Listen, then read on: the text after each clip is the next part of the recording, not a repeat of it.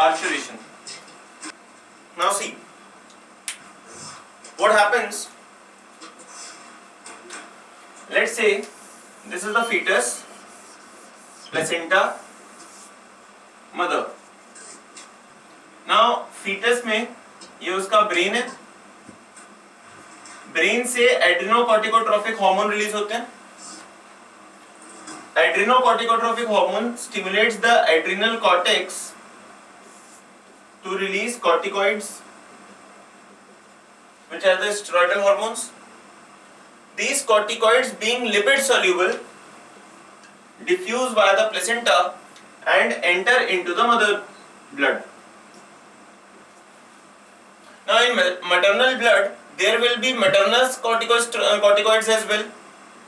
तो यहाँ पे क्या हुआ, 1 + 1 2 हो गया.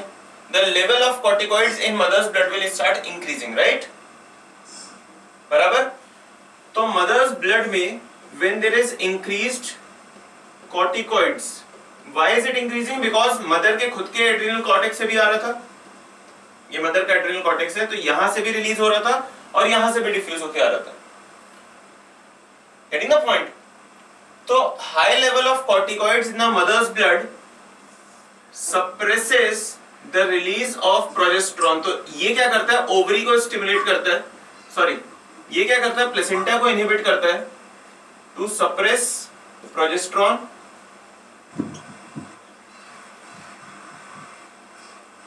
And also initiate the hypothalamus to release oxytocin. Now oxytocin will begin with uterine contractions. Oxytocin जैसे यूट्राइन कॉन्ट्रैक्शन शुरू कराता है, एक पॉजिटिव फीडबैक एक्सिस क्रिएट होता है कि यूट्राइन कॉन्ट्रैक्शंस के कारण ब्रेन को फिर से पॉजिटिव फीडबैक मिलता है to release more of oxytocin. This is a positive feedback कि uterus is contracting and hence the brain is secreting more oxytocin so as to contract uterus more vigorously, and that is how labour pains are initiated. आया?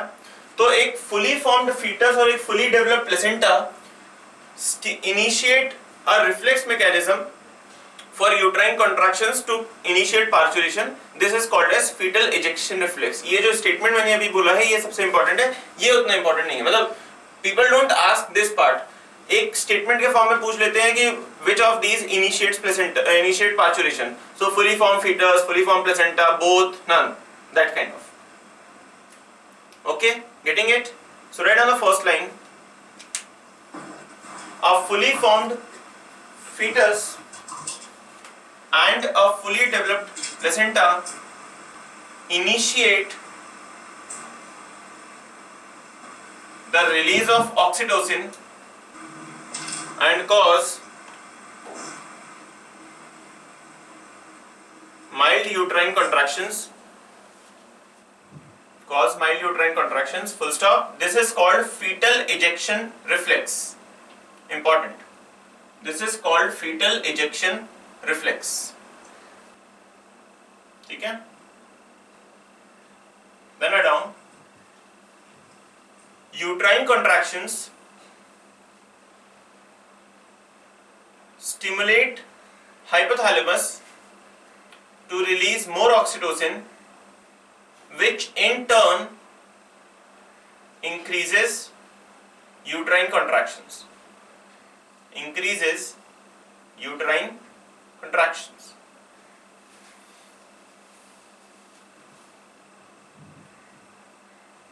ठीक है, ये जरा बना के रख लो.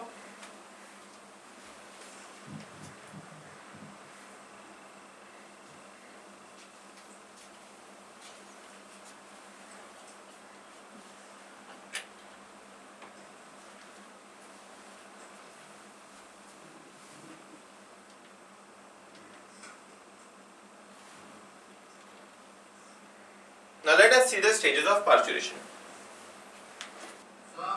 हाँ बेटा, क्या फीटस है ना, क्यों नहीं है?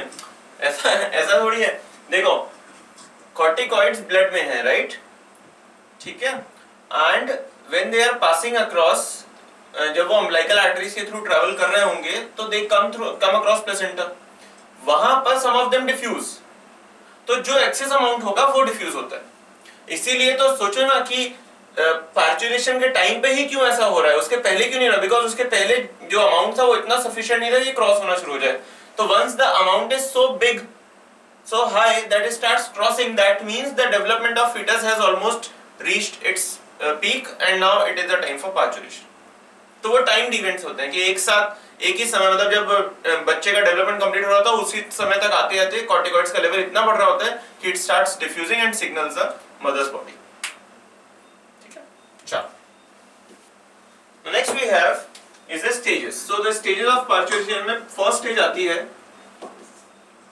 Stage of dilation. Stage of dilation, this stage lasts for about 20 minutes to 1 hour.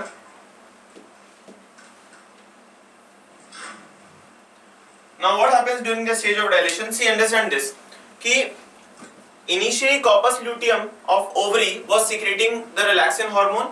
This relaxin was required for the dilation of the pelvic cavity, क्योंकि जैसे जैसे fetal growth होगी, आपने देखा था 5 सेंटीमीटर का fetus फिर 30 सेंटीमीटर 50 सेंटीमीटर, तो जैसे जैसे वो ग्रो कर रहा होगा तो pelvic cavity has to increase in size, right? Now towards the parturition, placenta secretes small amount of relaxin. This help in further dilation of the cervix like this to create a birth canal. आया समझ में? पहले वो पूरा expand हो रहा था uterine cavity, या पहले पूरा का पूरा पेल्विक कैविटी एक्सपैंड हो रहा था, अब डिलीवरी के टाइम पे क्योंकि baby has to descend down, this happens. नीचे से सर्विक्स वाला एरिया डायलेट होता है, प्यूबिक सिम्फाइसिस रिलैक्स होते हैं to create the birth canal, ताकि उसके थ्रू हेड डिसेंड हो सके। कुछ बात समझ में आई? पक्का? So what happens during the stage of dilation? To things. One, uterine contractions initiate. Now with the initiation of uterine contractions, with the release of oxytocin, uterine contractions are initiated. जैसे ही uterine contractions initiate होते हैं, दो बातें होती है। First, labor pains are initiated. दूसरा, amniotic cavity rupture कर जाती है, and a watery fluid, that is amniotic fluid, start oozing out through the vaginal orifice. ठीक?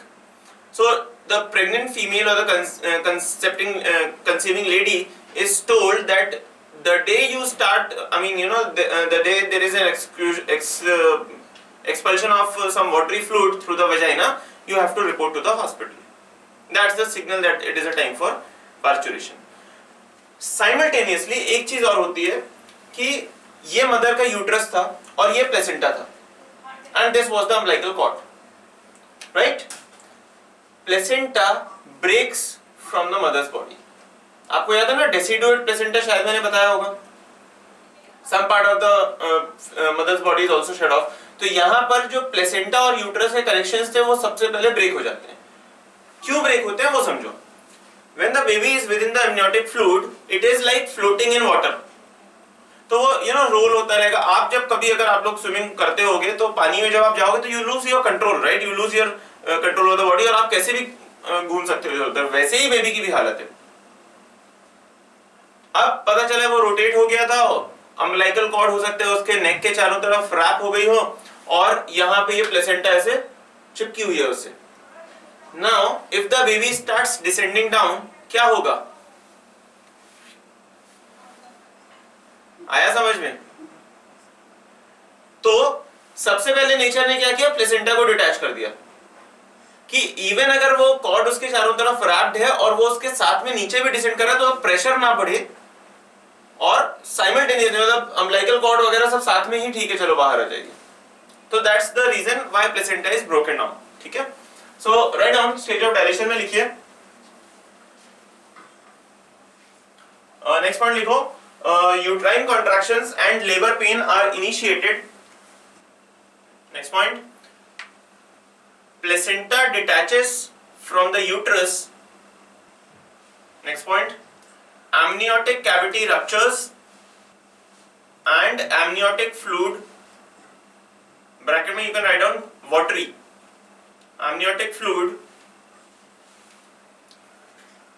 oozes out, double O Z E S, oozes out through the vaginal opening. ये lubrication of vagina में help करता है. Oozes out through the vaginal opening.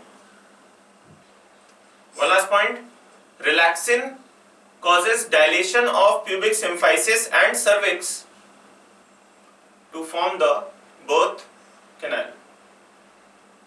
Done? ठीक है, चलो. तो ये हो गई first stage, that is the stage of dilation. Second stage is the stage of expulsion.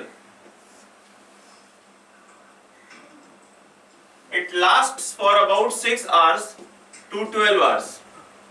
It's a very gradual process. ऐसा नहीं है कि एक ही बार में बाहर. ठीक है? Now understand this. Normal positioning of the fetus क्या होती है? Head down, leg up, and जो primary curve आपको याद है? Primary curvatures हमने locomotion and movement में पढ़ा था. This is the primary curvature, right? पीछे की तरफ कॉन्वेक्स. तो ये जो कॉन्वेक्सिटी होती है बैक की, ये लेफ्ट साइड पे आती है. मतलब baby is somewhat like this, head यहां, लेग्स यहां, और ये उसका प्राइमरी कर्व है. That's the normal positioning of the foetus. Getting the point? Moral of the story ये है that when the baby is descending down, the head comes out first. That means अगर बच्चा उल्टा पैदा हो तो हम कहते हैं सीधा पैदा हो गया. जब सिर के बल पैदा होता है तो देन वी से born rightly, करेक्ट. और अगर सीधा पैदा हो, दैट मीन्स लेग कमिंग. अब देखो, leg coming out is a problem. ऐसा तो है नहीं कि वो इतना शरीफ बच्चा होगा कि सीधे अटेंशन में खड़ा हो जाएगा कि चलो भैया, है ना. अब पता चला दो टांगे ऐसी हैं, एक अटक गई यूट्रस के अंदर और दूसरी टांग यहां से बाहर आ गई. मतलब ideally it should come down like this, लेकिन अगर ऐसा नहीं हुआ और ऐसे हो गई तो क्या होगा? फंस जाएगा, प्रॉब्लम हो जाएगी.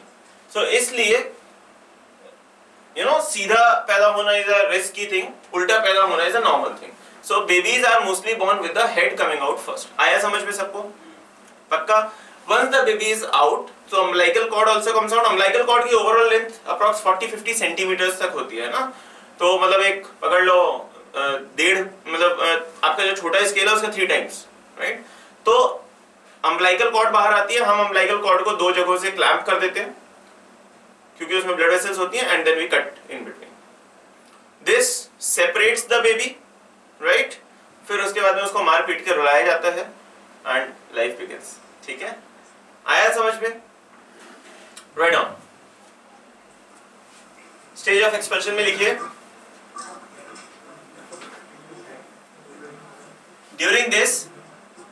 during this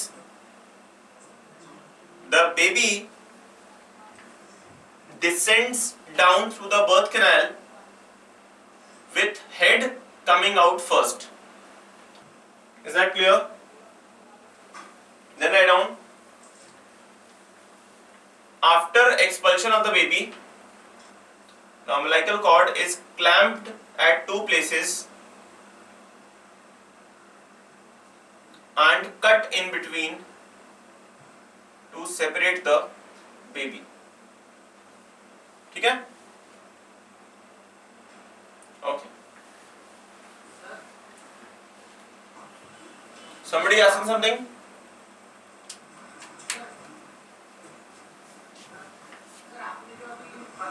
umbilical cord is clamped at 2 places and cut in between to separate the baby. Sir वो समझा नहीं. क्यों नहीं समझा? क्या नहीं समझा उसमें? बेटा अगर अम्बिलिकल कॉर्ड को कट नहीं करोगे तो बच्चे को मदर से सेपरेट कैसे करोगे?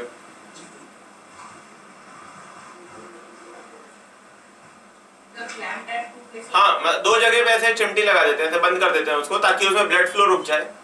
ब्लड वेसल्स होती है ना, तो लगातार फिर ब्लड ऊज आउट होगा. तो हम 2 जगहों से उसको बंद कर देते हैं. वो कपड़े सुखाने वाली नहीं आती क्लिप्स, तो वैसे क्लिप्स लगा देते हैं और फिर उसके बाद में बीच से कैंची से काट देते हैं. ठीक है? क्या क्या क्या? अम्बिलिकल कॉर्ड पे बैठ के अपने कितनी देर तक हम लैम्प करते हैं? यूजुअली 4-5 मिनट्स के लिए सर बाद में उसको खोलने के बाद में ब्लड लॉस नहीं होता? क्लॉट हो जाता है।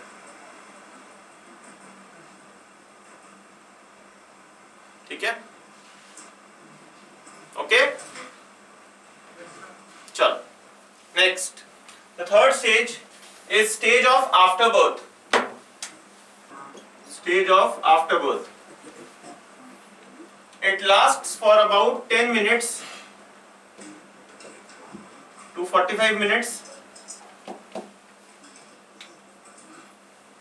Now, what happens during this? Uterine contractions still continue क्योंकि some part of placenta and some part of umbilical cord is still within the mother's body, right? तो uterine contractions continue रहते हैं ताकि वो बचा हुआ जो placenta और umbilical cord है वो भी बाहर आ जाए, and that is called as afterbirth stage. Deciduate placenta. Some part of mother's body with fetal body component are shed off. याद आया? So that is the stage of afterbirth. लिख लीजिए. During this, the remaining umbilical cord and placenta are expelled out with continued uterine contractions. Expelled out with continued uterine contractions. ठीक है? Okay.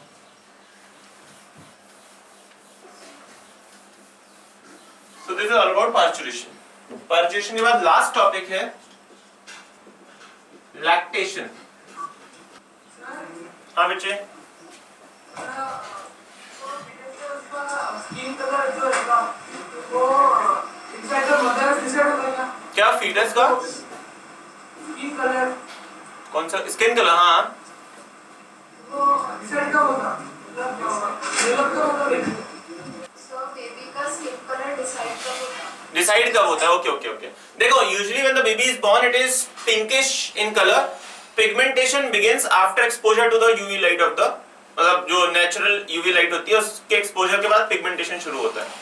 Now there are two things. One, जो genetic hereditary component of the skin colour है वो तो obviously पहले से decided होगा, right? That is exposed after birth. तो जैसे जैसे लाइट का एक्सपोजर मिलता है बच्चे को वैसे वैसे धीरे धीरे पिगमेंटेशन उसके स्किन में होना शुरू होता है, and that causes the colour of the skin. तो most of the babies born are pinkish in their appearance when they are freshly born. ठीक है, फ्रेश एंड रॉटन। ठीक है, चलो the last topic is lactation. हमने structure of mammary glands already कर रखा है। तो मैमरी, आपको याद होगा एल्वियोलर ग्लैंड्स या मैमरी लोब्स होते हैं, उसमें से एल्वियोलर डक्ट निकलती है जिसे मैमरी डक्ट भी कहते हैं, that lead into the lactiferous sinus जहां पे टेम्पररी मिल्क स्टोर होता है, और फिर लैक्टिफेरस डक्ट के थ्रू निपल से बाहर। याद आया?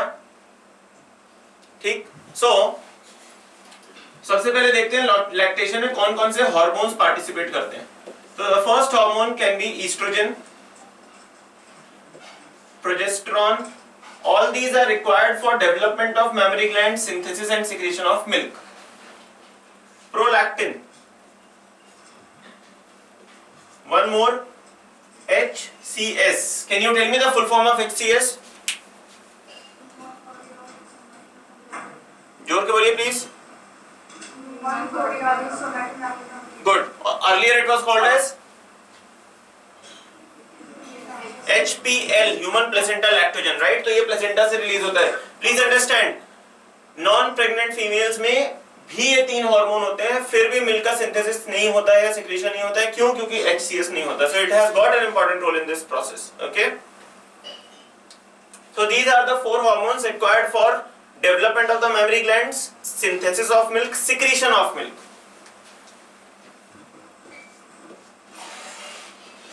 And one more is oxytocin, which is called as milk ejecting hormone. तो ejection of milk from nipples in response to sucking reflex is done by oxytocin. ये बात को ध्यान रखना। हाँ, ejection अगर वर्ड आता है तो एक ही आंसर होगा, that is oxytocin.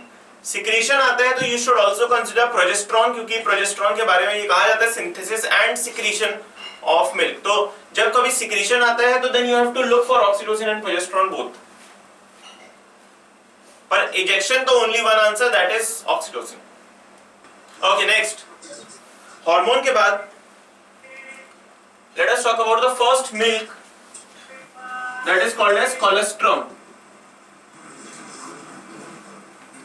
So colostrum, which is the first milk of the mother, is a thick, viscous, brownish fluid that is secreted for the first 1-2 days. तो शुरुआती 1-2 दिन में you have colostrum coming out. This colostrum is rich in proteins, low in fat, and also rich in one very important component called immunoglobulin A. Ig stands for immunoglobulin. These are the antibodies. This is very important point. Which antibody is present in the colostrum? It's IgA. देखो 5 type के antibodies होते हैं. We will be studying them again in the chapter Human Health and Disease. As of now, I can just tell you this much कि आप इसको game D से याद रखो, जिसमें से first that is IgG immunoglobulin है. This can cross placenta. So ये placental transmission के थ्रू बेबी में चला जाता है. And the second one that is IgA is transferred via the colostrum. Just remember this much for this chapter. इस chapter में IgG और IgA के बारे में पूछा जा सकता है आपसे.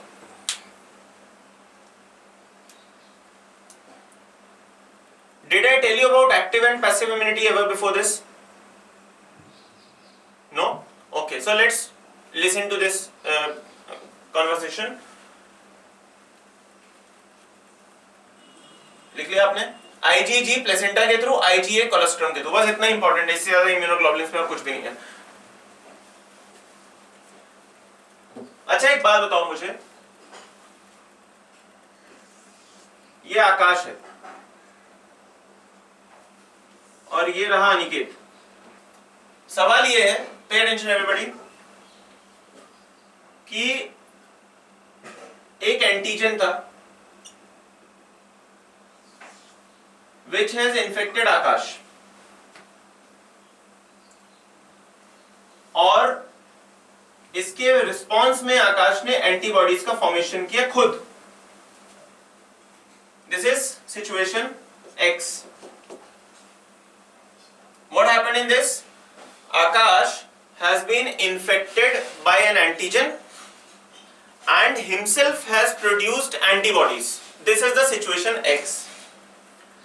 The second case, Aniket. Aniket कहीं बाइक चलाते चलाते गिर गया, उसको बाइक चलानी नहीं आती है, और गिरने के बाद उसको खूब सारी चोट लग गई, एंड हो सकता है कि उसको टिटेनस का एंटीजन जो है वो उसके बॉडी में चला गया. हम ये प्रिज्यूम कर रहे हैं. और दूसरी सिचुएशन आप ले सकते हो, अगर आपको एक्सीडेंट वाली बात अच्छी नहीं लगी तो, कि अनिकेत जंगल में घूमने गया था, उसको सांप ने काट लिया. अनिकेत के बॉडी में स्नेक का वीनम है विच इज एंटीजेनिक, बट देखो एंटीबॉडी के प्रोडक्शन में कुछ टाइम लगता है, it takes a couple of days. तो Aniket is not having that much of time कि वो रुके कि उसकी बॉडी एंटीबॉडीज बनाएगी, तब तक तो बेचारा निकल जाएगा. That case what we will do, we will inject anti snake venom that will contain ready-made antibodies. बराबर? तो दूसरे कंडीशन में हमने क्या किया, एंटीबॉडी को डायरेक्टली इंजेक्ट कर दिया इसके बॉडी में. This is the situation Y. Now you tell me, use logics and common sense, X और Y में से which one is active immunity and which one is passive immunity? So X is what? And Y is what? ये बात सबको clear हो गई? Have you understood what is active and passive immunities? तो इसके कुछ और एग्जांपल, जैसे फॉर एग्जांपल आपको चिकन पॉक्स हो जाता है बचपन में, राइट? तो चिकन पॉक्स हुआ, चिकन पॉक्स होने के बाद में we develop the infection and then we become immune to it usually for a lifetime. तो क्या हुआ था, एंटीजन आपके बॉडी में आया था, आपको डिजीज हुआ और मीनवाइल आपने एंटीबॉडीज का प्रोडक्शन कर लिया। Now these antibodies protect you again from any chicken pox, subsequent chicken pox infection. Getting it? तो आप एक्टिव और पैसिव इम्यूनिटी का कॉन्सेप्ट क्लियर है सबको, right? Now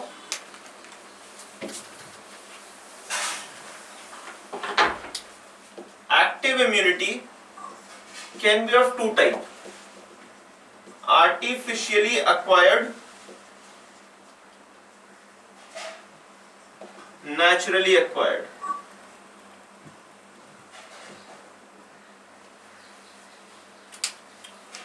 Take an example of naturally acquired. I just mentioned about chicken pox.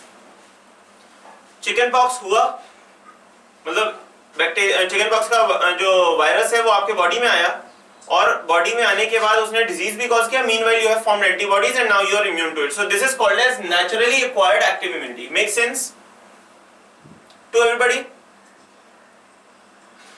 दूसरा केस, 2 बूंद जिंदगी की, बताओ what is it? Oral polio vaccine, याद आया? Vaccine, what do we do? Attenuated और इनएक्टिवेटेड एंटीजेंस जो होते हैं उन्हें हम पेशेंट के बॉडी में उसको इंजेस्ट कराते हैं, उसके मुंह में डाल देते हैं, वो उसको गुटक लेता है। दे कंटेन डेड और इनएक्टिवेटेड एंटीजेंस जो कि पैथोजेनिक नहीं है, जो कि डिजीज नहीं कॉज कर सकते। वो एंटीजन आपके बॉडी में जाता है और over a period of time antibodies बना देता है, ताकि कभी अगर कोई लाइव पोलियो वायरस आपके बॉडी में घुसे तो आपकी बॉडी रेडी है उससे फाइट करने के लिए। Make sense? In this the antigen has come artificially acquired active immunity. आया समझ में? तो जो वैक्सीन्स होती हैं दे induce artificially acquired active immunity. जितने भी वैक्सीन्स होती हैं वो सब मोस्टली यही करती हैं। एंड जितने भी इम्यूनाइजेशन प्रोग्राम्स होते हैं वहां पर क्या होता है, रेडीमेड एंटीबॉडीज डाली जाती है। अब इसी के सेकंड टाइप देखो, एक्टिव इम्यूनिटी के बाद में आती है passive immunity. Passive immunity can also be artificially acquired and naturally acquired. For example, passing of IgG through placenta and passing of IgA through colostrum is acquired naturally, and these are ready-made antibodies coming from mother to the fetus, so they are naturally acquired passive immunity. और जो अभी हमने snake antivenom के injection की बात की थी, that was what? That was artificially acquired passive immunity. Readymade antibodies sheep में से, हॉर्स में से हमने डेवलप कराया, उनका ब्लड निकाला, उसमें से सीरम एक्सट्रैक्ट किया और सीरम को हमने पेशेंट के बॉडी में इंजेक्ट कर दिया। So they contain ready-made antibodies which has been injected artificially, so it is artificially acquired passive immunity. Make sense? सारी डिस्कशन का मेन जो पर्पस था वो ये था कि IgG and IgA confer naturally acquired passive immunity to the fetus or to the newborn. आया समझ में? Everybody sure? Okay. The last thing is about the normal composition of milk. So milk is rich in proteins, mostly the casein protein, if you remember, right? Casein, milk protein is casein. It is also rich in vitamins and minerals, low in fat, vitamin C and iron. बस इतना याद रख लेना और कुछ नहीं। So milk is slightly deficient, not completely deficient, but slightly deficient in vitamin C and iron.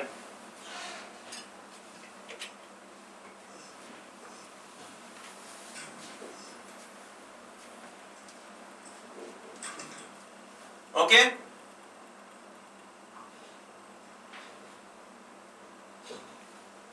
For the first 6 months, the baby is fed only on the mother's milk. और फिर धीरे धीरे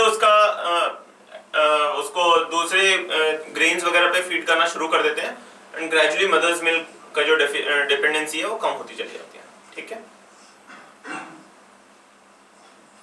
ओके. चलो, so with this we come to the end of this chapter.